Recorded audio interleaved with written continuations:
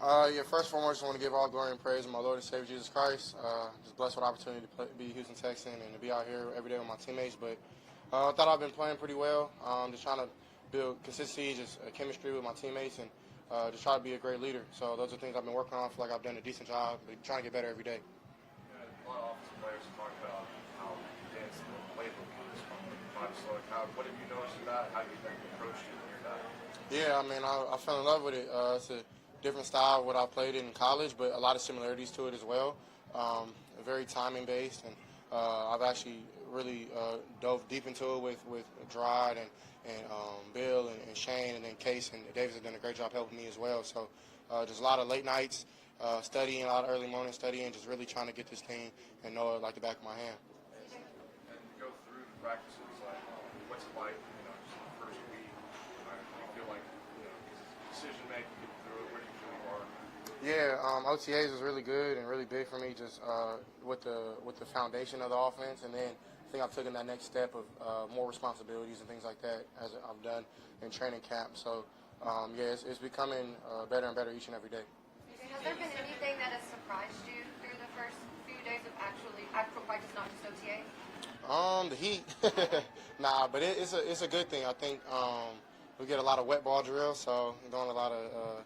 So I mean, nothing really surprised me. OTAs is really good because I mean, you get a lot of our team was out there. We didn't have a lot of vets who missed out. They all kind of joined. So those are good reps to start the foundation. And I think now as I continue to grow, it's just becoming easier and easier every day. And when you're in a competition to be the starting quarterback, do you have to have a different mindset, or do you just play the same way you've always played? Yeah, I mean, I feel like when you try to have a different mindset, you confuse yourself. So for me, I just keep my head down and I work.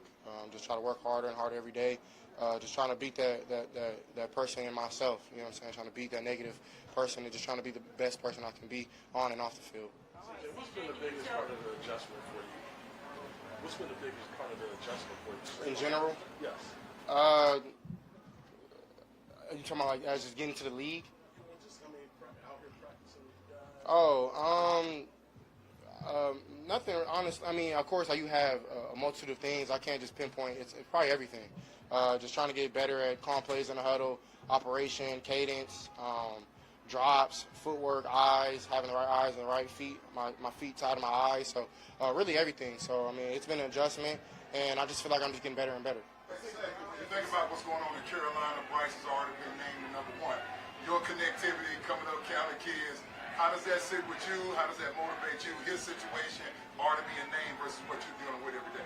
Yeah, that's my brother, man. I'm happy for him, but his situation, my situation is mine. So I know that I got to work on my end and do whatever I got to do to make this team better. It's not about starter, who's not the starter. It's about who getting better for Week 1 against Baltimore. So right now we're just building as a team. It's not just about individuals. So. Yeah, man, it's been amazing. I mean, me and Preachy, we ride to practice together early in the morning, probably two of the first people in the building, and we just talk a mess from the start to the end. So he does a good job of telling me what he sees in me, and I tell him what I see. They do a good job. They fly around back there, him and Juan. So I definitely appreciate them for just being honest and communicating with me on things they can see I can do better at, and then of course competing like that. Steve Nelson has been a big brother to me. He took me under his wing and showed me some things, and then of course Dee's team has definitely been improving every day and looks really good out there. What are the biggest differences about you from 2021 when you're trying to establish yourself at Ohio State and be the leader to now? What are the biggest differences and what are the biggest similarities to C.J. Stroud and now? Yeah, I mean, I think I was a boy then trying to be a young man, and now I am a young man trying to be a man's man. So I think I've stepped in here, and I think I've gained respect of the team. Just being myself, I haven't tried anything extra or done anything, and there's some similarities at Ohio State and some at the Texans now. But honestly, I think ultimately I'm just being myself. And I mean, I think everybody's gravitated towards that, and I think that's even more important than how I play on the field, is being a leader, building that winning culture that we want here, and swarming around, man, doing things that Coach Ryan wants us to do, and Coach Slow on offense. So. CJ, in the offseason, you were able to attend a party that had a lot of these elites who were the top of their craft and what they do. Were you able to pick some of their minds as as far as learning some of the things that how they got to where they are? Yeah, most definitely.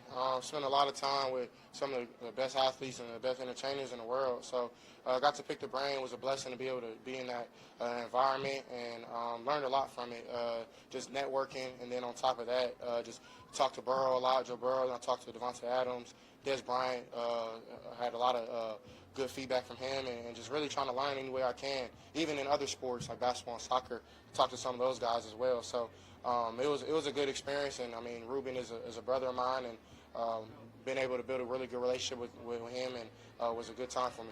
How do you coach get better day to day? Are you able some direction?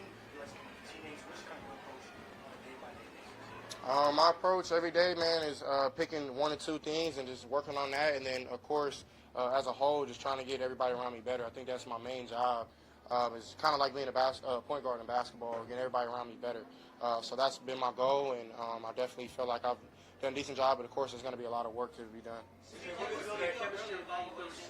I'm sorry. Go ahead, Aaron. You've been building chemistry with all of your receivers, but how's your relationship with Tate from the time that you both been drafted? How's that evolving? Yeah, it's been very well. I mean, me and Tank, of course, already had a connection. We talked at the combine, and then, of course, we take them. From then, I think we were the first people to throw together, and we just been building ever since then. I mean, had some guys, had really all the receivers come out to LA, and we had a good time then too. And just building that chemistry and that timing down, I think, is everything, especially in this offense. So. What's been your early evaluation of the wide receiving core? Is there anybody in that group that actually stood out to you most? Really, all of them. I mean, everybody stepped up. Everybody's getting a lot of reps. Everybody's competing at a high level. And I think I've had a pretty good connection with every single one out there.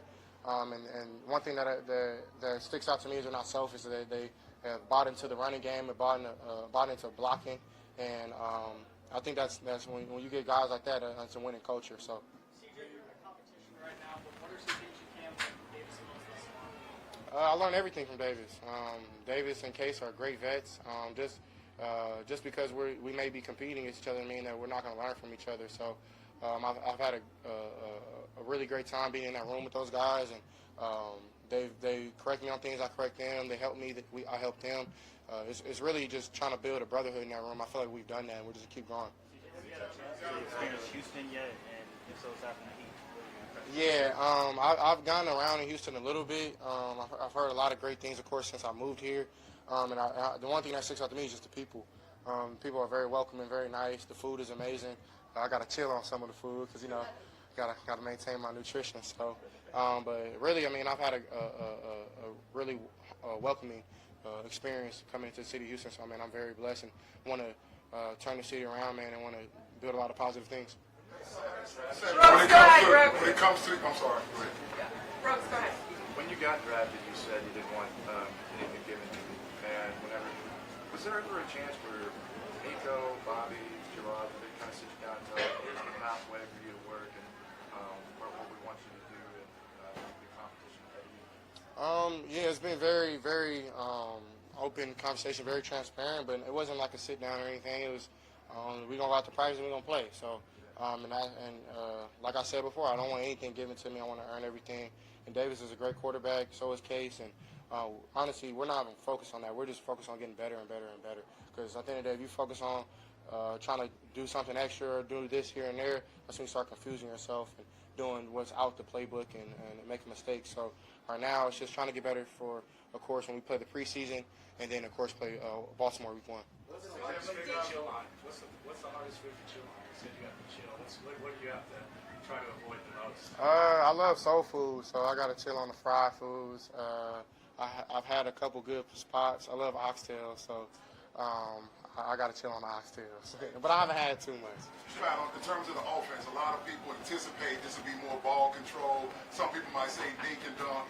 How receptive has the coaching staff been to some of the things you want to do and pushing the ball down the field a little bit?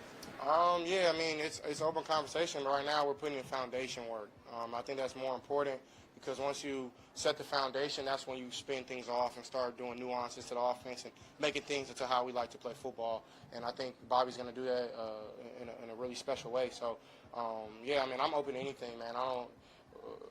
When you're playing football, you don't really have to listen to the outside world, and you just go on to what you're doing every day and your craft and your focus. So that's what we've been doing. All right, a few more, y'all. DJ, Christy, Greg. What's been the biggest difference from the defense in the Big 12 defense that you saw in college versus what you're seeing out here with the Texans? Yeah, I mean, Coach Burke and Coach D'Amico Ryans do a great job.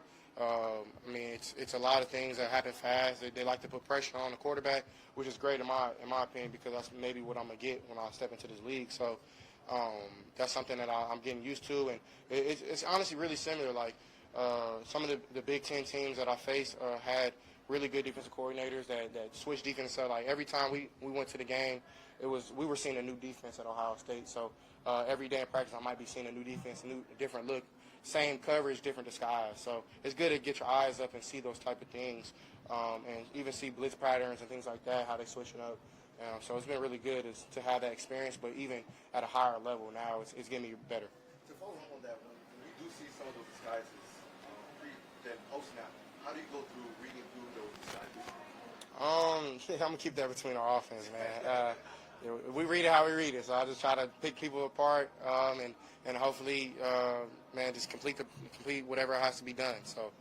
Go ahead. I'm sure you have a lot of goals in life, and you always have. But are you the kind of person that ever sits down and writes down goals, or have you done it ever? Or do you do it before every season, or is that anything you've ever done? Yeah, I have goals written down. I did in college, and I'll do it now. But I have a lot of things that I put down. Really small goals. I think the more you can accomplish small goals in your life, the big ones become kind of natural, and they come as you get the small ones checked off. Like I had the Heisman as a Heisman finalist as a goal in college, and I had a lot of different subset goals to get to that moment. And by the glory of God, I was able to do that. So I'm not sure if that's how it works in the league, but I'm gonna try it and see if it works for me. And if not, then I'm gonna do something else. So yeah, I mean, I just try to set some goals and work hard and hard every day to get those. Last one for Greg. What did you gain from Tojo when you started playing football, and how would you describe kind of the way that he coached you to introduce you to the sport? He coached me hard. It was probably the hardest coach I've ever had in my life, him and Coach Day. Two great quarterback coaches I've had, and I never had like a guru quarterback coach that kids are growing up with. And I mean, if you're doing that, do your thing, but for me, it just wasn't what I needed.